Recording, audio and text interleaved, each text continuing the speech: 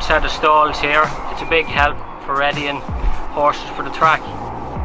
Absolutely, Owen. It was one of the first pieces of kit that I bought, and I got into the place because for me it's very important that bringing a youngster to the races first time, that they're comfortable in and out of the stalls and they know their job.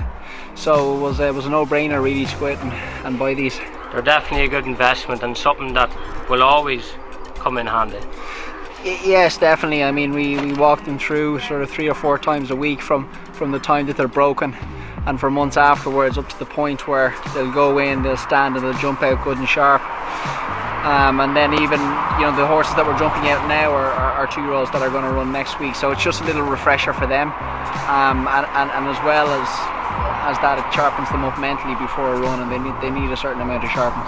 And you often get a talented horse that maybe has a bit of stall trouble, and they may never run a good race because of it. Why do you think horses sometimes have trouble with stalls? Yes, I completely agree with you. It's really important that they're relaxed in the stalls and they're breathing and they're poised to jump out good and sharp. And a lot of horses sort of go the wrong way in the stalls, and it can be from things down to they've had a bad experience, or they're claustrophobic, or even they're anticipating racing, and maybe that they relate that to a certain amount of, I won't say pain, but not enjoying it.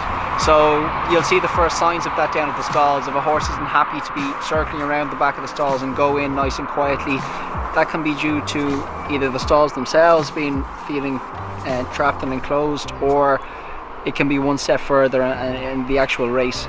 So really, when the 2-year-old is brought up with the stalls seen as a good thing and something that isn't going to hurt them, it's a massive advantage. Absolutely, Owen.